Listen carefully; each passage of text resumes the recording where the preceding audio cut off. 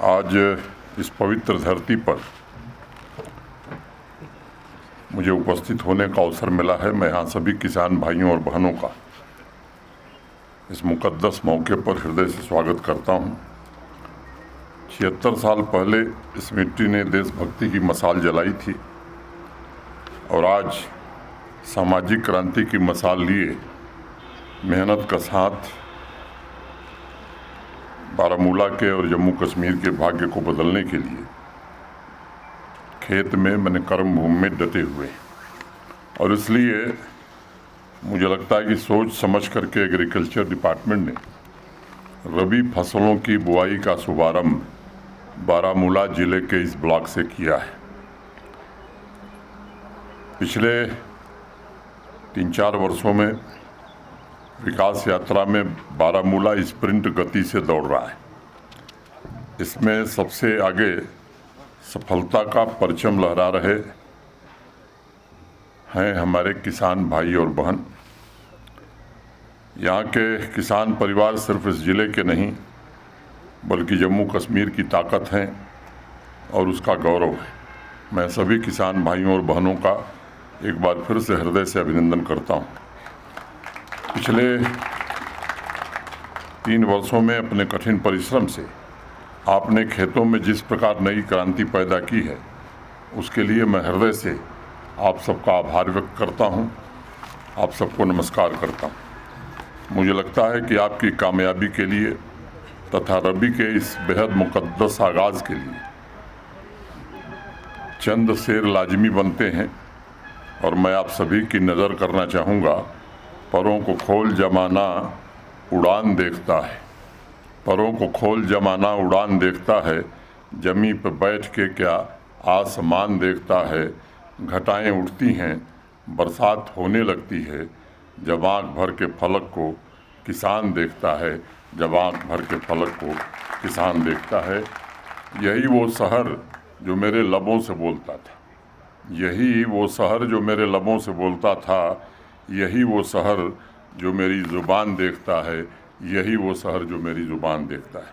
साथियों, आज किसान भाई जिस मुकाम पर पहुँचे हैं उसकी कहानी बड़ी रोचक है। हम लोग भी ग्रामीण पृष्ठभूमि से हैं, खेती बाड़ी से अपना रिश्ता भी पुराना है। पूरे देश में सितंबर के आखिरी सप्ताह और अक्टूबर के प्रथम सप्ताह से रबी के फसलों की बुआई शुरू हो जाती है। मैं जब नया आया था तो अक्टूबर महीने में ही बैक टू विलेज कार्यक्रम शुरू हुआ था 2020 में। अनेक स्थानों पर जाने का अवसर मिला था, ख़ासतौर से कश्मीर घाटी के अलग अलग गांवों में, और मुझे बड़ा आश्चर्य होता था कि लगभग 75% खेत सूने पड़े हुए हैं। उस समय जहाँ मैं जाता था लोगों से चर्चा करता था कि आखिर माजरा क्या है, लोग अपने खेतों को खाली क्यों छोड़ रहे हैं। तब मुझे बताया गया कि घाटी में खरीफ सीज़न पर ही लोग ज़्यादा जोर देते हैं, रबी पर ध्यान नहीं रहता है। उस समय के हमारे जो एग्रीकल्चर डिपार्टमेंट के लाइन डिपार्टमेंट के अफसरान थे, उसमें से कुछ लोग यहीं बैठे हैं, इकबाल चौधरी उसके गवाह हैं। मैंने उस समय चर्चा करी उनसे और कहा कि भाई अब इस व्यवस्था को बदलना बड़ा ज़रूरी है। खेत से ज़्यादा पैसा किसान भाइयों के जेब में जाए, इसको सुनिश्चित करना चाहिए। और मैं आभारी हूँ हमारे एग्रीकल्चर डिपार्टमेंट के सभी साथियों का और एग्रीकल्चर यूनिवर्सिटी का, और कुछ तो मैं नाम नहीं लेना चाहता हूँ। एग्रीकल्चर के हमारे ऐसे अफसरान थे जो ब्लॉक नहीं गाँव में खेत में जा कर के खुद किसान बन कर के किसान भाइयों को प्रोत्साहित किया, और उसका परिणाम मैं देखता हूं कि रबी की फसलें आज फसलों को प्रमोट करने में जी जान से हमारे साथियों ने मेहनत की है। मैं उन सब का आभारी हूं। मुझे बताते हुए प्रसन्नता है कि पिछले 2 वर्ष में, यानी पिछले रबी सीजन में मात्र 19 से 20% खेत ऐसे थे जहां जुताई नहीं हुई, जहां कोई बुआई नहीं हुई। बाकी 80% खेतों में फसलें लहरा रही थीं।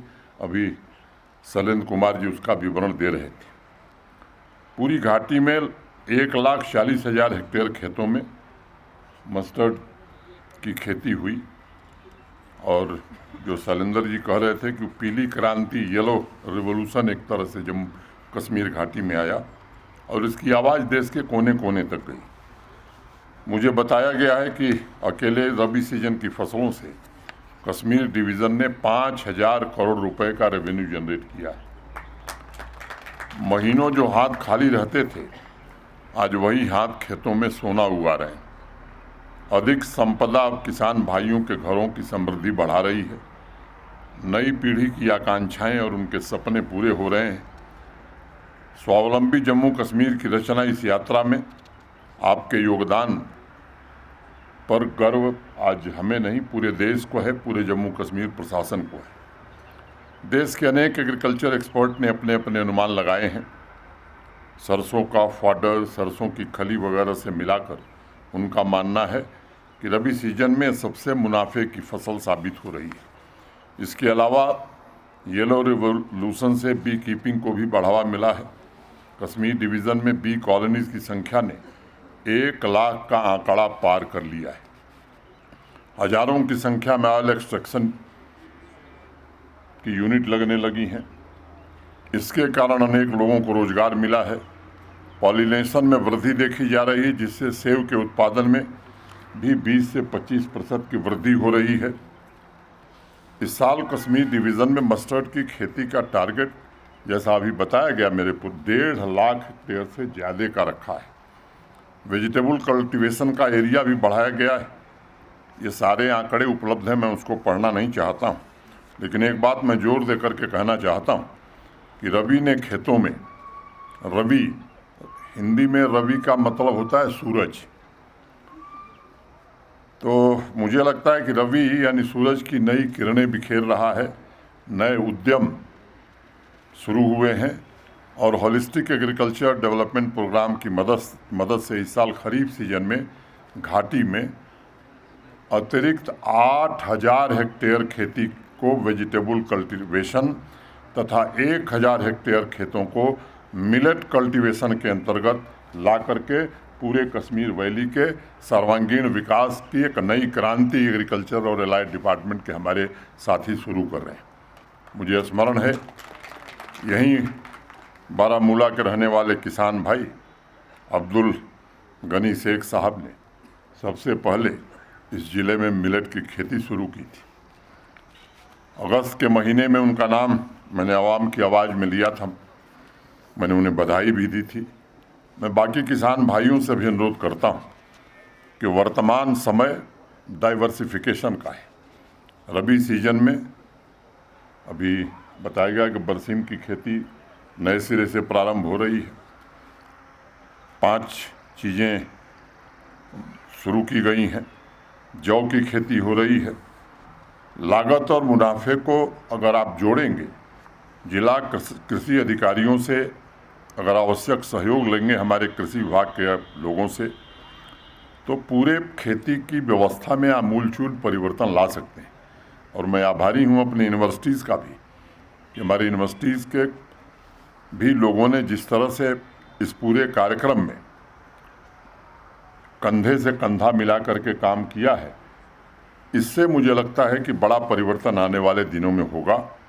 और निश्चित रूप से जो एक लक्ष्य हम सबका है कि लगभग 13 लाख से ज़्यादा परिवार जम्मू कश्मीर के जो खेती बाड़ी से जुड़े हुए हैं, मोटे तौर पर ये 70% आबादी है, इनके जीवन में बड़ा बदलाव आए।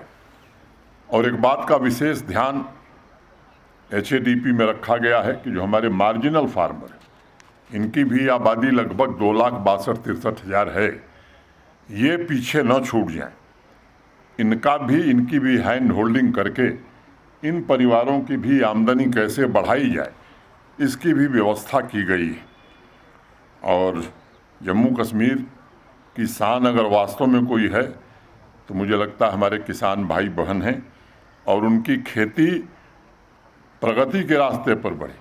ये जम्मू कश्मीर प्रशासन की सर्वोच्च प्राथमिकता है, इसमें किसी को कोई संदेह नहीं होना चाहिए।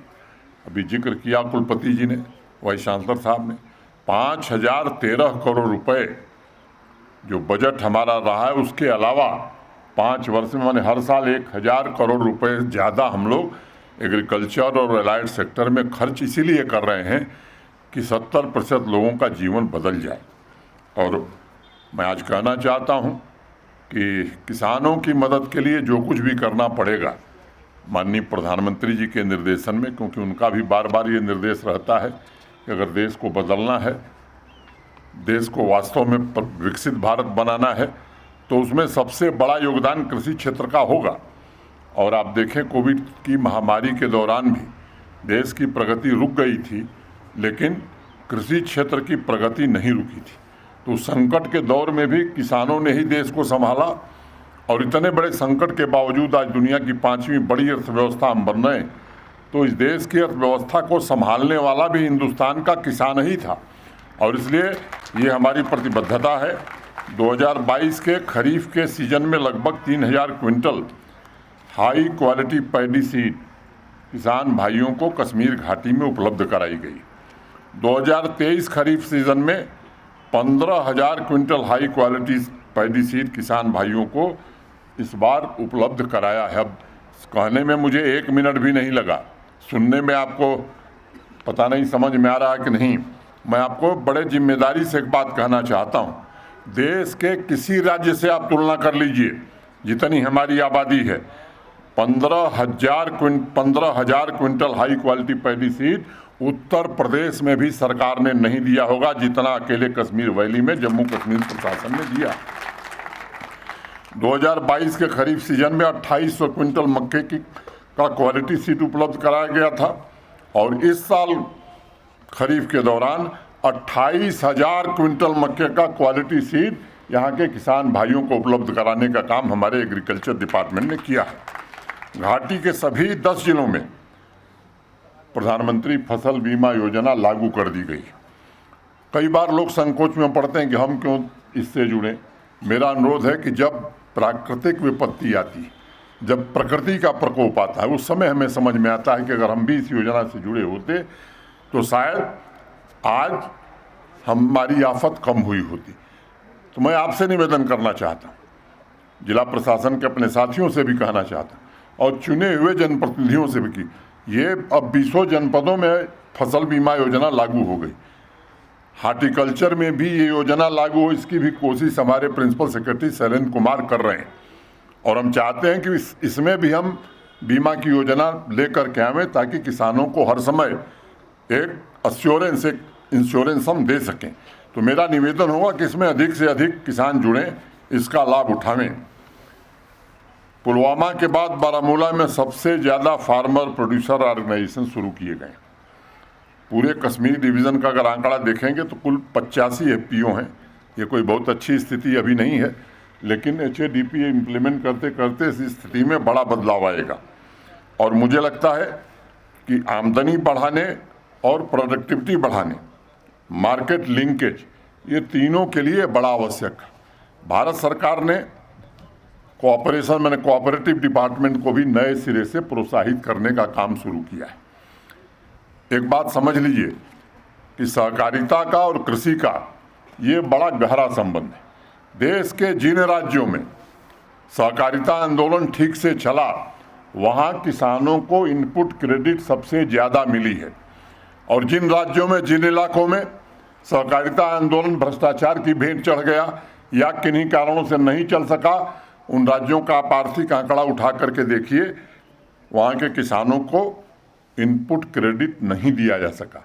हर 3 महीने पर मैं व्यक्तिगत रूप से खुद भी इसको रिव्यू करता हूँ, हमारे प्रिंसिपल सेक्रेटरी हर महीने रिव्यू कर रहे हैं, और हम कोशिश कर रहे हैं कि अधिक से अधिक बैंक हमारे किसानों को पैसा दें, इनपुट क्रेडिट दें, इसकी हर कोशिश की जा रही। लेकिन मेरा एक निवेदन होगा, कुछ तो लक्ष्य मिले हुए हैं सरकार की ओर से कि जम्मू कश्मीर में हम इतने पैक्स प्राथमिक सहकारी समितियां जो पंचायत लेवल पर बनेंगी, बनानी। ये कोई बाध्यता नहीं, केवल हमने टारगेट पूरा कर दिया। बारामूला में अगर 20 मिला है तो 20 बना के हम छुट्टी। मुझे लगता है कि अब समय आ गया है कि हर पंचायत में हमें पैक्स बनाने की ज़रूरत है, और पैक्स को जो सुविधाएं भारत सरकार देने जा रही, फर्टिलाइज़र की एजेंसी आपको बिना किसी तकलीफ के मिल जाएगी, अनेक पैक्स को गैस एजेंसी मिल जाएगी, 18 ऐसी चीज़ें भारत सरकार ने तय की हैं जो पैक्स के माध्यम से जो हमारे किसान भाई उससे जुड़ेंगे वो कर सकते हैं। मुझे लगता है कि एफपीओ, फार्मर प्रोड्यूसर ऑर्गेनाइजेशन और प्राथमिक सहकारी समितियां, इसको भी क्रांति की तरह, और मैं कहूं कि हम सब लोग अपनी जिम्मेदारी मान करके इस काम में भी तेजी लावें। मेरे पहले ही बताया गया कि टेक्नोलॉजी का उपयोग, एक हमारे प्रोग्रेसिव फार्मर अभी बता रहे थे कि साहब एग्रीकल्चर डिपार्टमेंट के लोग गांव-गांव जाकर के काफ़ी संख्या में लोग जा रहे हैं, लेकिन आज के टेक्नोलॉजी के ज़माने में हर व्यक्ति जाए, अब इसकी ज़रूरत नहीं है। अभी हमारे प्रिंसिपल सेक्रेटरी साहब ने बताया आपको कि व्यवस्था की गई है और ऐसी व्यवस्था सुनिश्चित की जाएगी कि घर बैठे आपको सारी जानकारी मिल जाए ताकि किसान को कहीं जाना न पड़े। सरकार खुद आपके दरवाजे जाएगी। ये तीसरा मेरा निवेदन है। एग्री इंटरप्रेन्योर बनाने की भी योजना है। अब केवल हम फसल पैदा करें, सेब पैदा करें, दूध पैदा करें, मुझे लगता है इससे काम चलने वाला नहीं है। इसमें वैल्यू एडिशन हम कैसे कर सकते हैं, उसमें हमारे वैज्ञानिक भी और हमारा सरकारी महकमा भी, ये पूरा आपकी मदद करने वाला है। मैं आपसे कहूँगा कि इस दिशा में भी हमें सोचने की ज़रूरत है, काम करने की ज़रूरत है। जम्मू डिवीज़न की अगर मैं बात करूं तो रबी सीजन की फसलों के लिए 59,402 क्विंटल हाई यील्ड वैरायटी बीज के उपलब्ध कराए गए। तो पूरी यूटी को अगर मिला लें तो मैं देख रहा हूं कि 1.25 लाख मैंने 1.25 लाख क्विंटल से ज़्यादा ये उपलब्ध कराया गया। पूरे यूटी से 1.25 लाख से ज़्यादा किसान भाइयों को ट्रेनिंग देने में हमें सफलता मिली। ऐसे अनेक आंकड़े मेरे पास मौजूद हैं जो इस बात के प्रमाण हैं कि जिस स्पीड और जिस व्यापक स्केल पर एग्रीकल्चर तथा एलाइड सेक्टर में बदलाव हो रहा है वो शुभ है और अभूतपूर्व भी। तिलहन में हमने जिस प्रकार सफलता हासिल की है, मुझे लगता है कि अब समय आ गया है डॉक्टर साहब कि हमें विचार करना चाहिए कि दलहन में भी वो सफलता जल्दी से जल्दी हम जम्मू कश्मीर में हासिल करें। चने की खेती मैं नहीं देख पाता हूँ इधर। अब मेरा अनुरोध आपसे होगा कि यहाँ के किसान चने की खेती कैसे करें, इस दिशा में अब हमें शोध करने की ज़रूरत है और वो यील्ड प्रति हेक्टेयर कैसे बढ़ सके, क्योंकि चने में जो सबसे बड़ा लाभ है उसमें इनपुट कास्ट बड़ी कम होती है, लागत किसान को जो लगानी है वो बड़ी कम होती है। तो अब मुझे लगता है कि इस दिशा में हमें सोचने की ज़रूरत है। दलहन और तिलहन में आत्मनिर्भर जम्मू कश्मीर कैसे बने, ये हमारा लक्ष्य होना चाहिए। पॉली हाउस के जरिए जो किसान भाई इनोवेटिव तरीके से खेती कर रहे हैं, अब क्या वो वनीला का उत्पादन नहीं कर सकते हैं प्रोफेसर गनई? मुझे लगता है कि अब हम जहाँ पहुँच गए हैं वहाँ से हमें ऊंची छलांग लगानी, और आज उसका जो नेशनल मार्केट है 40,000 रुपये क्विंटल उसकी कीमत हो गई। मुझे लगता है कि अब ये समय है कि इन सब चीज़ों पर काम करके हमें आगे बढ़ना है, और निश्चित रूप से 5वें पर हम हैं किसानों की आमदनी में। ये संतोष का विषय नहीं है, ये हम सबका संकल्प है। और मुझे लगता है कि ईश्वर ने चाहा तो आप सबके परिश्रम, एग्रीकल्चर डिपार्टमेंट और हमारी एग्रीकल्चर यूनिवर्सिटीज़ के सहयोग से निश्चित रूप से 4 साल बाद किसान की आमदनी के मामले में जम्मू कश्मीर देश का 1 नंबर का राज्य होगा। इस दिशा में हम बढ़ना चाहते हैं। अब आप देखिए देश में खाद्यान्न उत्पादन 3,305 लाख टन पहुंच गया, और 21-22 से अगर तुलना करेंगे तो 150 लाख टन अधिक है। 23-24 के लिए जो राष्ट्रीय लक्ष्य रखा गया है वो 3,320 लाख टन का है। रबी सीजन में इसे 1,612 लाख टन का योगदान देगा। अब इसमें जम्मू कश्मीर का योगदान बढ़े, और जब योगदान बढ़ेगा तो स्वाभाविक रूप से हमारे किसान भाई बहनों की समृद्धि बढ़ेगी, उनका मुनाफा बढ़ेगा। और अब हमें इन लक्ष्यों के साथ जम्मू कश्मीर को जोड़ना है। पिछले 8 वर्षों के आंकड़ों की तुलना की जाए तो भारत ने खाद्यान्न उत्पादन में लगभग 31% से ज़्यादा की ग्रोथ की है, और इसमें सबसे बड़ा योगदान हमारे किसानों का है, जिन्होंने दिन रात खेत पर पसीना बहा करके परिश्रम करके ये स्थिति भारत को पहुंचाई है। मुझे पूरा यकीन है कि जम्मू कश्मीर में भी एग्रीकल्चर डिपार्टमेंट और लाइन डिपार्टमेंट के सभी हमारे साथी, चाहे वो फसल वाइज टारगेट तय करने का मामला हो, रबी सीजन में अधिक से अधिक किसानों को लाभ मिले इसका मामला हो, क्रिटिकल इनपुट किसान भाइयों को मिले, ये सब सुनिश्चित करने के लिए हम सब मिल करके काम करें। अगर वह इनोवेटिव टेक्नोलॉजी अपनाना चाहता है हमारा किसान, तो उसे भी हमें सुनिश्चित करना होगा हाई वैल्यू फसलों के उत्पादन की दिशा में वो आगे बढ़ सके। मेरी एक सलाह होगी कि खेती के एरिया में वृद्धि के लिए इच्छुक किसान भाइयों को इंटर क्रॉपिंग के लिए ज़्यादा से ज़्यादा हमें प्रोत्साहित करना होगा। फर्टिलाइज़र की सप्लाई समय से हो, ये भी हमें सुनिश्चित करना होगा। अच्छी क्वालिटी का फर्टिलाइज़र और अच्छी क्वालिटी का पेस्टिसाइड। और जिला प्रशासन से मेरा अनुरोध होगा कि जहाँ भी शिकायत मिले गलत पेस्टिसाइड का, तो जितने कठोरतम कानून हैं उन लोगों के खिलाफ उन कठोरतम कानूनों का उपयोग निश्चित रूप से होना चाहिए। मैं फिर से एक बार अपने कृषि विभाग के सभी अधिकारियों का, साथियों का हृदय से आभार व्यक्त करता हूं, क्योंकि मैंने बहुत नज़दीक से देखा है जब इन लोगों ने प्लान बनाया तब भी, जब ट्रेनिंग का काम शुरू किया तब भी। और मुझे पूरा यकीन है कि जो उत्साह है एग्रीकल्चर और लाइन डिपार्टमेंट के हमारे अधिकारियों में, जिला स्तर के अधिकारियों से मैं मिला हूँ, ये निश्चित रूप से जी जान से जुटेंगे। किसान संपर्क अभियान का पहला चरण खत्म हुआ। हर पंचायत में 3 दिन किसानों की ट्रेनिंग हो। बाद में जब विचार हम लोगों ने किया तो एक ज़रूरत महसूस हुई कि कुछ किसान भाई, अभी काम नया था तो लोगों को लग रहा था कि जैसा सरकारी कार्यक्रम होता है वैसा ही एक कार्यक्रम है, ये भी औपचारिकता हो रही है। ये औपचारिकता नहीं है। मैं समझता हूँ कि ये जम्मू कश्मीर प्रशासन का कमिटमेंट है और इसलिए फिर समय सीमा शैलेंद्र कुमार जी ने बढ़ाई है। मैं सभी साथियों से अनुरोध करूँगा कि इस बार कोई किसान न छूटे, ये हम सबको ट्रेन करें।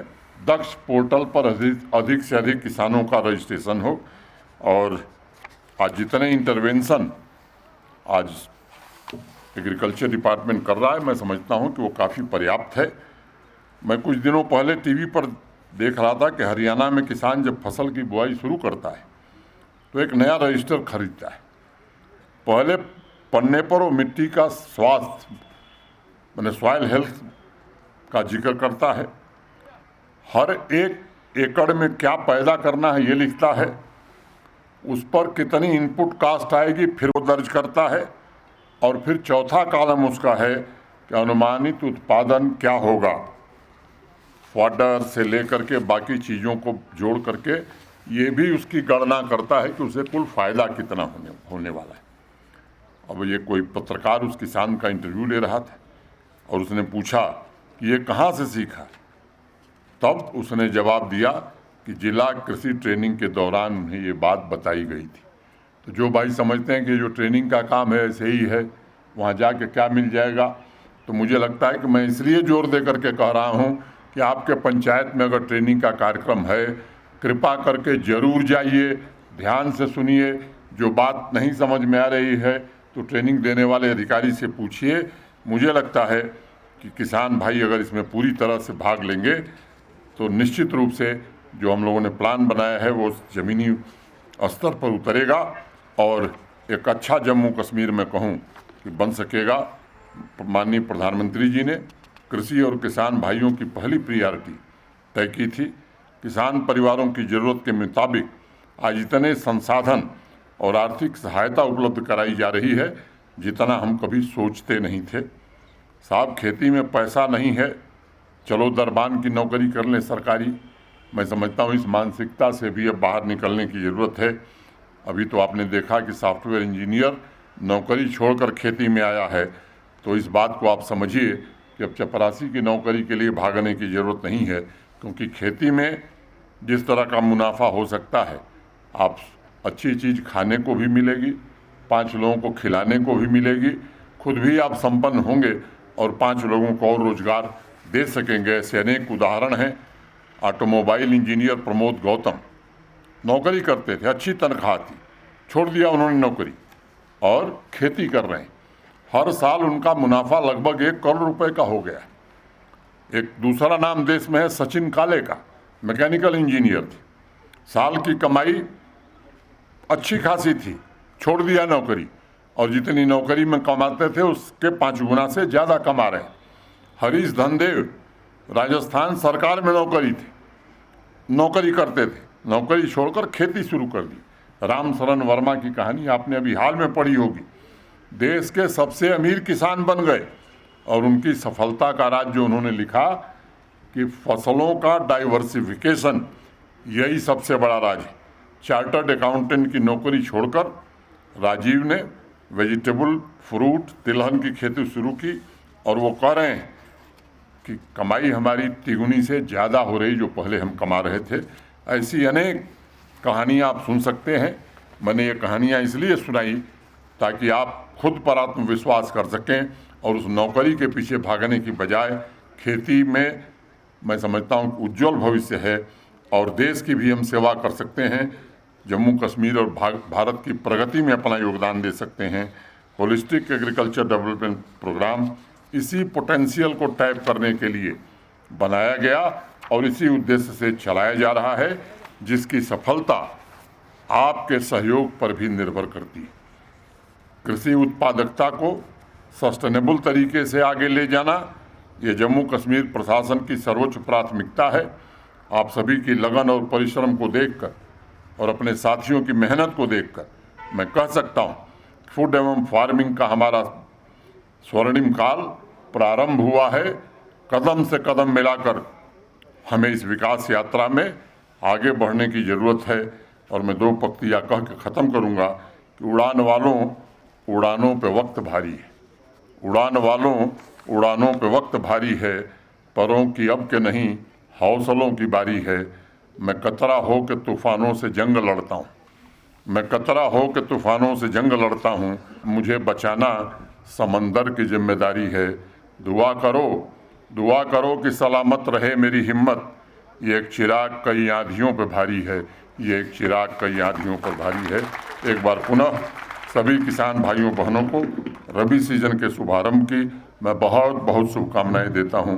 जय हिंद, जय भारत।